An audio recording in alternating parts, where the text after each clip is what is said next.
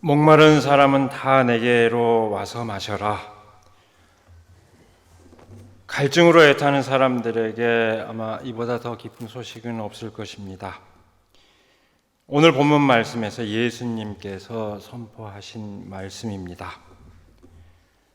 우리가 일상적인 삶 속에서도 물은 빠져서는 없어서는 안 될 생명의 원천입니다만은 특별히 이 성경의 배경이 되는 팔레스타인에서는 물이 더더욱 귀했던 탓에 물은 삶 그 자체, 생명 그 자체로 여겨졌습니다. 예컨대 아브라함의 아들 이삭은 천신만고 끝에 얻은 샘물을 두고 이렇게 경탄합니다. 창세기 26장 22절에서 이제 주님께서 우리가 살 곳을 넓히셨으니 여기서 우리가 번성하게 되었다. 우물을 발견하고 외친 탄성입니다. 물은 삶의 터전에서 근본이었던 것입니다. 두려웠던 홍해를 건넌 출애굽 백성들에게도 물은 언제나 절실한 문제였습니다. 광야에서 이스라엘 백성들은 목이 말라 모세를 원망했습니다. 어찌하여 우리를 이집트에서 데려왔느냐? 자식들과 집 짐승을 목말라 죽게 할 작정이냐? 이렇게 외쳤습니다. 하나님께서는 모세를 통해 바위에서 샘물이 나게 하시고 그 백성의 갈증을 해결해 주셨습니다. 이처럼 성서는 곳곳에서 이 물을, 이 생명의 샘물과 생명의 물을 구원의 표상으로 이렇게 전해주고 있습니다. 더 수없이 많은 예들이 있지만 한두 가지 예를 통해서 보더라도 그렇게 분명하게 전해주고 있다는 것을 우리는 알 수 있습니다. 예수님께서는 유대인들의 중요한 명절 가운데 하나인 초막절에 바로 오늘 말씀을 선포하고 계십니다. 초막절은 유대인들이 지키는 3대 명절, 그러니까 유월절, 해방을 기리는, 출애굽을 기리는 그 유월절, 그 다음에 77절, 오순절이라고도 부르죠. 77절과 함께 중요하게 지키는 명절 가운데 하나입니다. 3대 명절 가운데 하나입니다. 오늘 본문 말씀에 그 명절이 어떤 명절이라고 이렇게 명기가 되어 있지 않지만 오늘 본문 말씀이 묘사하고 있는 물의 예식이 포함되어 있다는 것을 봐서 이것은 초막절이라고 하는 것을 알 수가 있습니다. 초막절은 가을거지, 우리는 겨를 걷지만은 이스라엘에서는 포도를 걷는 그런 절기입니다. 그렇게 함으로써 한 해를 마무리하는 그런 절기입니다. 포도원에 초막을 쳐놓고 계속 며칠씩 포도를 따고 그걸 포도주를 담그는 그런 일을 동반했기 때문에 이 초막절이라는 이름이 유래한 것 같습니다. 근데 이스라엘 사람들은 이 명절의 의미를 역사적으로 재해석을 했습니다. 포도를 거두기 위해서 지은 그 초막의 의미를 추수하기 위한 초막으로서가 아니라 바로 이집트에서 탈출해서 광야 생활을 할 때 짓고 움직이면서 살았던 그 초막의 의미로 해석을 한 것입니다. 일주일간 계속되는 그 명절 기간 중에 행한 독특한 의식 가운데 하나는 우물에서 물을 길러 성전에 바치는 의식이었습니다. 초막절은 그런 의미에서 일종의 물의 축제였습니다. 그것은 추수가 끝난 바로 그 절기 직후부터 팔레스타인에서 우기가 시작되는, 우리로 치면 겨울이 시작되는데 그때가 팔레스타인에서는 우기입니다. 그 자연 환경과 관련되어 있습니다. 그게 이른비입니다. 우기, 겨울이 시작될 때 내리는 밀과 보리가 싹을 틔울 때 내리는 그 비, 성경에서 말하는 밀과 보리가 자랄 때 내리는, 지금 딱 내리는 비, 이 비가 늦은 비입니다. 그런 어쨌든 자연 환경과 관련이 되어 있는데 이 겨울에 충분한 비가 내려야지 밀과 보리가 잘 자랄 뿐만 아니라 다른 모든 과일이 건강하게, 과일과 그 밖에 농사의 농작물들이 풍작을 거둘 수 있기 때문에 그 시기에 비가 내리도록 기원하는 것은 아주 중요한 일이었습니다. 그야말로 모든 생명의 근원이 되는 비가 충분히 내리기를 기원하는 그런 의식을 치렀는데, 흔한 말로 얘기하자면 일종의 기우제였습니다. 초막절에서 가장 중요한 핵심은 비가 내리기를 바라는 의식, 물을 떠 기르면서 하는 것이 핵심이었습니다. 그런데 이스라엘 사람들은 그 의식의 의미 역시 역사적으로 재해석했습니다. 바로 광야 생활에서 목말라 했던 조상들의 그 갈증을 해결해 주었던 그 우물을 재현하는 것으로 그 갈증을 해결해 주신 하나님께 감사하는 행위로 바꿔서 이해한 것입니다. 한 해의 농사와 살림살이, 아니 삶 자체에서 실제적으로 가장 절실한 것을 구하는 그 기원이요 동시에 그것을 주신 하나님께 대한 감사의 행위로서 그렇게 그 의식을 행했던 것입니다. 네, 여러분, 바로 여기에서 성서가 전하는 이스라엘 신앙의 그 독특성이 드러납니다. 자연적 순환 현상에 역사적 의미를 부여한 것입니다. 달리 말하면 자연적 순리를 역사적 순리로 전환시켜서 이해했다고 할 수 있을 것입니다. 초막절은 분명히 농경축제입니다. 이 초막절 의식은 이스라엘이 가나안 땅에 정착하기 이전부터 이미 가나안의 원주민들이 행하던, 아까 얘기했던 것처럼 일종의 풍요를 기원하는 기우제였습니다.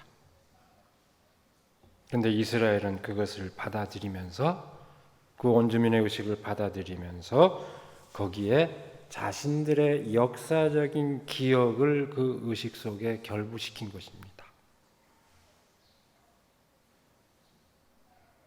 초막절, 광야에서 헤맬 때 지었던 초막을 생각을 했고, 광야에서 목말라서 물을 구했을 때 그 간절함을 그 의식에 결합시켜서 이해한 것입니다. 이런 전환은 자연의 순리에서 역사의 순리를 터득하고 인간 삶의 방식을 터득했다는 것을 의미합니다. 이것은 이런 전환, 이런 신앙의 전환은 이스라엘의 신앙을 고도의 윤리적인 성격을 띤 신앙으로 전환시켰습니다. 여러분, 우리가 자연의 순환 현상을 보면서 그저 경외감만 갖고 있을 때 많은 경우 자연의 순환은 그 자체로 맹목적 숭배의 대상이 되기도 합니다. 그것이 꼭 필연적인 건 아니지만 경향적으로 그렇습니다. 그 자연의 놀람, 거기에 압도되고 그걸 맹목적으로 숭배하는 경향에 빠집니다. 성서에서는 그런 경향을 대표해 주는 것이 바로 바알 종교입니다. 돌고 도는 순환적 질서, 그 안에서 풍요를 누리기를 바라는 마음, 절대화된, 자연적 그 질서가 절대화된 그런 그 신앙의 형태가 바알 종교입니다.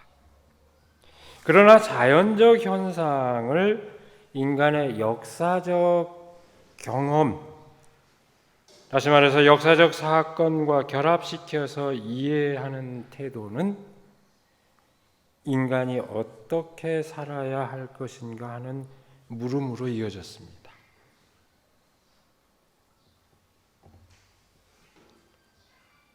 목마름을 해결해 주었던 인간 삶의 태도를 깨닫게 해준 것입니다.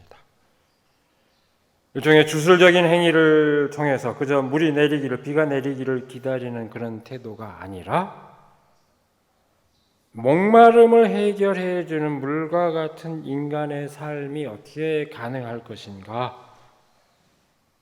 이런 태도의 전환입니다. 그 신앙 속에서 자연의 순환 질서 가운데서 역사의 의미를 새김으로써 우리가 어떻게 할 것인가 하는 물음으로 이렇게 발전시킨 것입니다. 그것이 성서가 전하는 신앙의 아주 중요한 요체입니다. 그 의미를 기리는 초막절 축제 현장에서 예수님께서 선포하십니다. 목마른 사람은 다 내게로 와서 마셔라. 나를 믿는 사람은 성경에 이른 것과 같이 그의 배에서 생수가 강처럼 흘러날 것이다. 여러분, 이 말씀은 두 가지 초점을 지니고 있습니다. 하나는 예수님께서 스스로 생명의 물이 된다는 것입니다. 또 다른 하나는 그 생명의 물을 마신 사람 또한 생명의 물을 내는 사람이 된다는 것입니다. 여기서 모든 생명을 살리고 사람을 살리는 물은 예수님의 삶으로 역사화됩니다. 자연에서 갖는 그 의미는 예수님이라고 하는 구체적인 한 인격으로 이렇게 다시 표현이 됩니다. 또한 동시에 예수 그리스도의 삶을 따르는 사람들의 그 삶으로 역사화됩니다. 여러분, 우리가 성만찬을 행할 때에 참여할 때 빵과 그 예수님께서 빵과 포도주가 된다고 하는 의미가 어떤 의미입니까? 그야말로 인간의 생리적인 욕구를 충족시켜주고 배고픔을 충족시켜주고 순전히 육체적인 생존 그 자체를 위한 그 영양소를 제공해준다, 그런 의미입니까? 그것이 아니라는 건 우리가 신앙의 초보자도 다 압니다. 예수 그리스도의 삶이 인간의 그 삶을 가능하게 하는 양식과 같은 그런 의미를 지니고 있고, 인간의 삶에 기쁨을 주는 포도주와 같은 그런 의미를 지니고 있다는 것을 뜻합니다. 우리가 성만찬에 참여할 때 그 의미를 다 그렇게 이해합니다. 오늘 본문 말씀에서 예수님께서 스스로 생명의 물이 된다고 한 것도 마찬가지입니다. 그것은 예수 그리스도의 삶의 태도와 그것이 사람들 사이에 끼치는 영향을 말한 것입니다. 생명의 물이신 예수 그리스도를 마신다는 것은 그 삶을 따르는 것을 뜻합니다.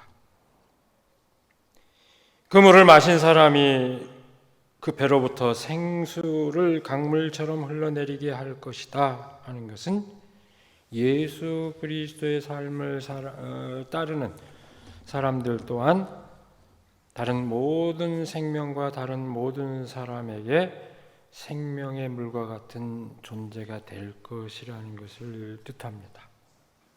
근데 여기서 왜 하필이면 배에서 나온다고 그랬을까? 마시니까 배에서 나오는 거 당연하죠. 그렇게 쉽게 생각을 하면 됩니다. 배는 여기서 인격을 상징합니다. 우리가 속된 말로도 인격이라고 하잖아요. 근데 오늘 성경 본문에서는 속된 의미가 아니고 거룩한 의미에서 배는 인격을 상징합니다. 인격을 온신체의 중심으로서, 그러니까 그 인격으로 구현된다. 그 샘물과 같은 역할이 인격으로 드러난다. 그런 얘기가 됩니다. 그렇게 배를 그 사람의 인격으로 표현하는 그런 의미로 받아들이면은 우리가 아무 이해하는 데 어려움이 없습니다. 예수 그리스도께서 생명의 물이 되는 것과 동시에 이렇게 바로 그 예수 그리스도를 따르는 이들도 생명의 샘물이 된다, 이걸 얘기한 셈인데, 이 말씀의 의미는 도마복음에 볼 것 같으면 더더욱 분명하게 표현되어 있습니다. 도마복음 108장을 보면 이렇게 되어 있습니다. 내 입으로부터 마시는 사람은 나와 같이 될 것이고 나도 그와 같이 되어 감추어진 것들이 드러날 것입니다. 이렇게 되어 있습니다. 굉장히 간결한 얘기지만 굉장히 중요한 의미가 함축되어 있습니다. 예수님의 입에서 흘러나오는 생명의 말씀을 깨달은 사람은 곧 예수님과 같이 된다는 얘기입니다. 뿐만 아니라 거기서 그치지 않고 예수님께서 그와 같이 바로 그 사람과 똑같이 된다는 것을 또한 얘기하고 있습니다. 우리가 갈망하고 추구하는 구원, 그 깨달음의 상호성을 나타내 줍니다. 이것은 단순히 우리의 믿음이 어떤 대상에 대한 믿음에서 그치는 것이 아니라는 것을 일깨워 줍니다. 그야말로 동격이 되고 일체가 되는 그런 관계를 말합니다. 사도 바울이 늘 고백했던 내가 그리스도 안에, 그리스도가 내 안에. 이건 어떤 신앙에서든지 항상 신앙의 궁극적인 가장 높은 목표를 뜻합니다. 그때에 비로소 모든 것의 이치가 제대로 보일 것이다. 도마복음서는 그렇게 얘기합니다. 그 경지에 이르렀을 때 모든 진실을 알고 모든 것이 제대로 보일 것이다. 이렇게 얘기하고 있습니다. 오늘 요한복음이 말하고자 하는 뜻을 훨씬 더 심화시키고 있다고 할 것입니다. 이렇게 보면은 성서는 우리에게 굉장히 급진적인 진실을 일깨워주고 있다고 할 수 있습니다. 예수 그리스도와 진정으로 하나 되는 그 길, 단순히 대상에 대한 믿음이 아니라 그와 같이 똑같은 길을 가는 그 믿음의 길을 우리에게 알려주는 것입니다. 오늘 본문 말씀은 말미에 39절에 묘한 여운을 남겨뒀습니다. 오늘 요한복음의 본문 말씀은 예수님께서 아직 영광에 이르지 않았기 때문에, 따라서 사람들이 아직 성령을 받지 못해서 그 경지에 이르지 못했다 하는 암시를, 그 여운을 남겨두고 있습니다. 그러나 장차 성령을 받으면 사람들이 그렇게 될 것이다 하는 얘기입니다. 아직 영광에 이르지 못했다는 것은 예수님께서 죽음에 이르렀다가 부활하신 그 사건을 체험하기 전이기 때문에 아직 사람들이 그 경지를 이해하지 못할 뿐이지만 장차 그 경지를 이해하게 될 것이다. 요한복음은 그렇게 요운을 남겨뒀습니다. 다시 한번 말씀의 의미를 집약합니다. 자연적인 그 삶의 이치를 헤아림으로써 인간의 그 책임과 사명을 깨닫는 것은 이미 말씀드린 바와 같이 인간의 의식 자체 높은 그 고향을 뜻합니다. 더불어서 더 나은 인간의 삶, 그야말로 온 생명의 그 삶을 구현하는 밑바탕이 됩니다. 그것은 역사적 삶의 현장에서 각기 고유한 인격으로 생명의 샘물과 같은 삶을 구현해야 한다는 것을 뜻합니다. 그런데 여러분, 그 삶은 단지 개인적인 어떤 인격적 수양과 훈련으로만 가능한 것은 아닙니다. 역사적 현실에 대한 깊은 통찰과 더불어 그 안에서 각자의 몫을 찾는 과정을 동반합니다. 마치 이스라엘 백성이 광야에서 분투했던, 초막을 짓고 살면서 분투했던 그 과정을 되새기고 그 과정에서 하나님께 갈망했던 것이 무엇이었는지 그것을 다시금 환기했던 것과 같은 그런 통찰과 성찰이 우리에게 필요합니다. 오늘 우리는 광주 민중항쟁 41주년을 맞이합니다. 국가의 공식 용어는 광주 민주화운동이라고 기념일로 이렇게 얘기합니다만 저는 그 말보다는 민중항쟁이라는 말을 좋아하고 우리 기독교 장로에서도 지난해에 그 의미를 새기는 과정을 거쳤고 올해는 공식적인 신앙 문서를 택하고자 하는데 거기도 민중항쟁이라고 이렇게 명기를 했습니다. 이 사건은 그야말로 맥맥히 이어지는 민주화의 물줄기 가운데 아주 크게 용솟음친 샘물입니다. 그 사건은 그저 하나의 정치적 사건으로 머물지 않습니다. 그 어떤 압제이든 인간을 비인간화하는 폭력에 맞서 스스로의 삶과 존엄성을 지키고 그 삶을 가능케 하는 공동체를 지키겠다는 그야말로 거룩하고 숭고한 정신의 발로입니다. 또한 그 항쟁의 과정에서 보인 사람들의 하나된 모습 우리는 되게 알고 있습니다.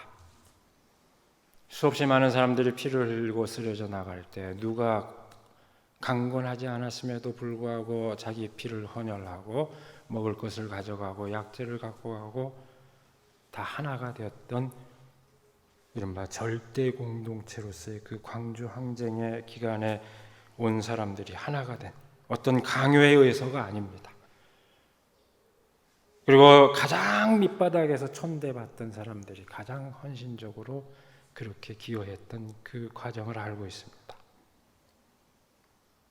그 모습은 그야말로 인간으로서의 길, 서로 보살피며 살아가야 할 그 공동체의 이정표를 보여줬습니다. 그런 의미에서 단순한 하나의 정치적 사건에 그치지 않습니다. 그것은 민주주의를 향한 여정에서는 물론 인간의 존엄함을 일깨워주는 그 위대한 정신사의 여정에서 아주 중요한 의미를 갖는 그런 이정표입니다. 그런 비극적인 사건을 그 인간을 처참하게 인간이 아니라 그렇게 처참하게 목숨을 앗아가는 일을 저지르고도 뭘 했는지도 모르는 사람들, 그리고 그 사건이 어떤 불순한 세력에 의해서 일어난 그런 폭력적 사태라고 폄하하는 사람들, 이 사람들이 사람입니까?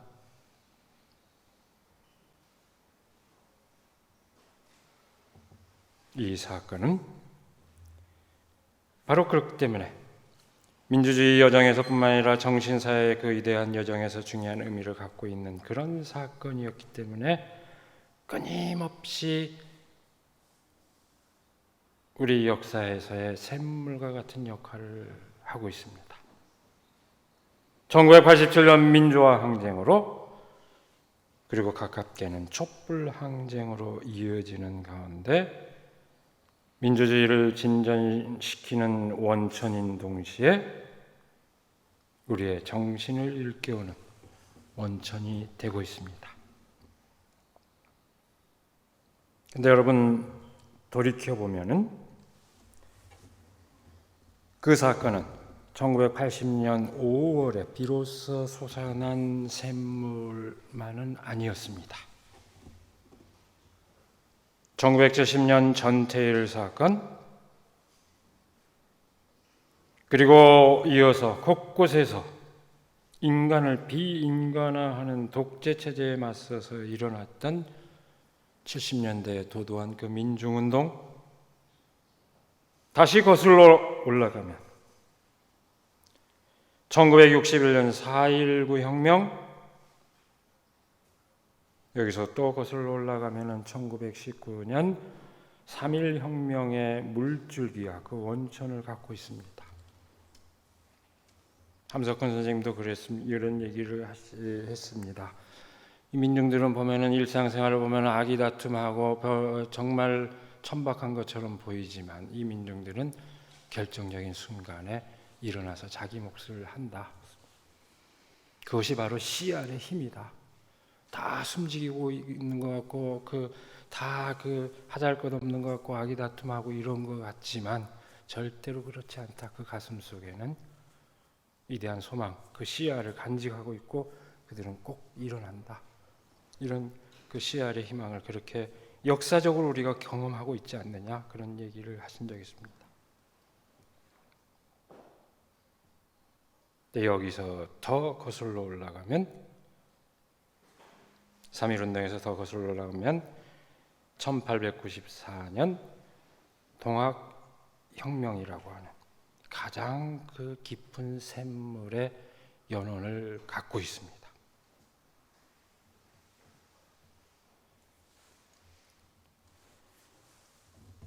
내 마음이 곧 너의 마음이다. 수은 선생의 깨달음입니다. 그 진실을 깨달은 데서부터 시작한 그것이 나중에는 인내천이라고 하는 그런 사상으로 발전을 하죠. 하늘이 곧 사람이 곧 하늘이다 하는 그런 사상으로 발전합니다만, 이렇게 해서 시작된 거대한 그 민주운동의 물줄기와 이어져 있습니다. 그것은 한마디로 줄여 얘기하자면은 이 세계 가운데서, 사람들 가운데서 하늘을 보는, 그야말로 새로운 세계와 새로운 인간에 대한 그 희망의 결정체였습니다. 우리 역사에 어떻게 보면 가장 비극적인 그런 질곡의 순간에 역설적으로 가장 빛나는 정신의 불꽃이 일어난 셈입니다.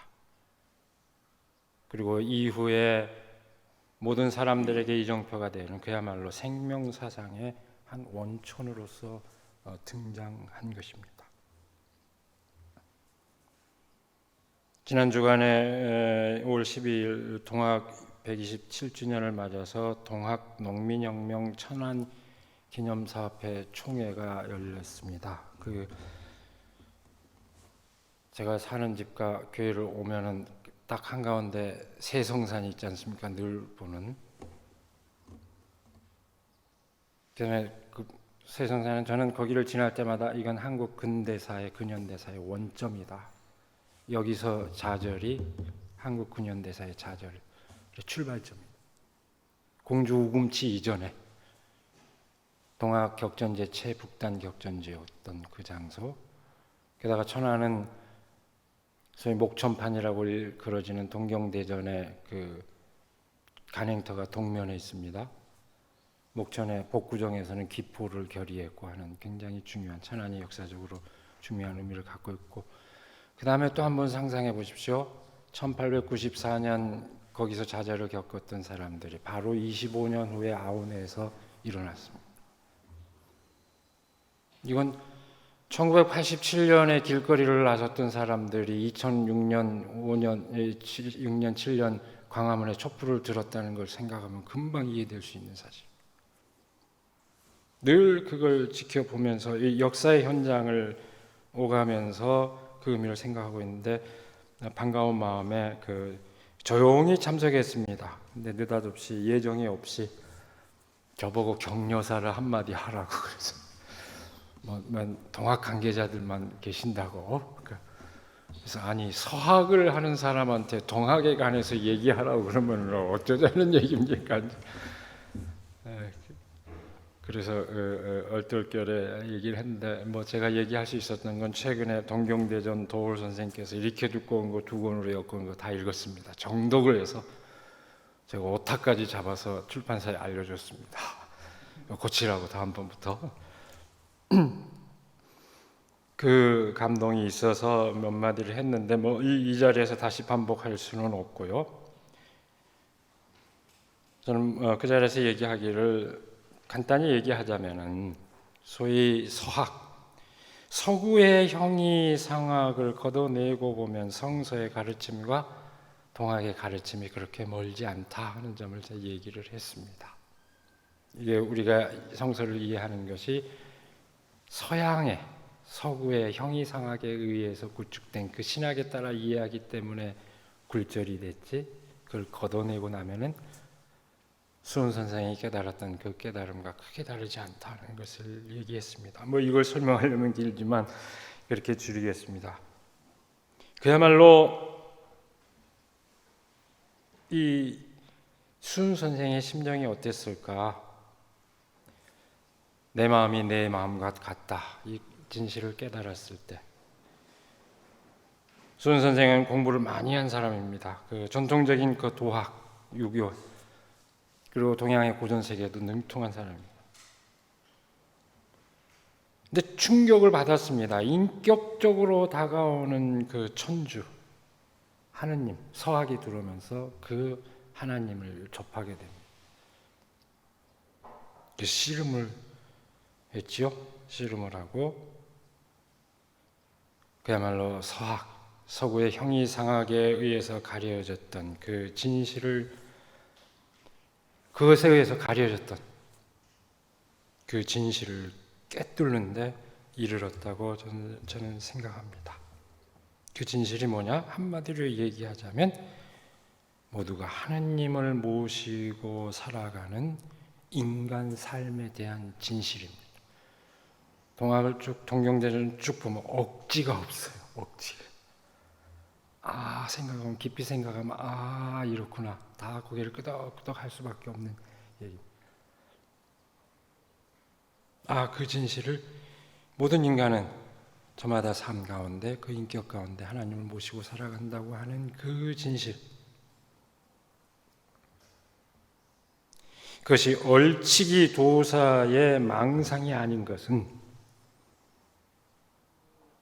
그 깨달음으로 세상과 인간을 변화시키기 위한 실천과 운동을 펼쳤기 때문이었습니다.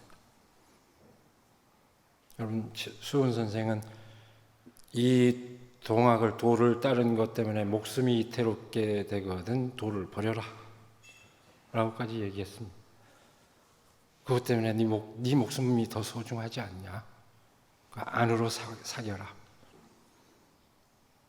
그런데도 불구하고 30만, 많게는 50만의 사람들이 목숨을 내던졌습니다. 그 믿음으로. 그 놀라운, 우리 근현대사에서 놀라운 사건입니다.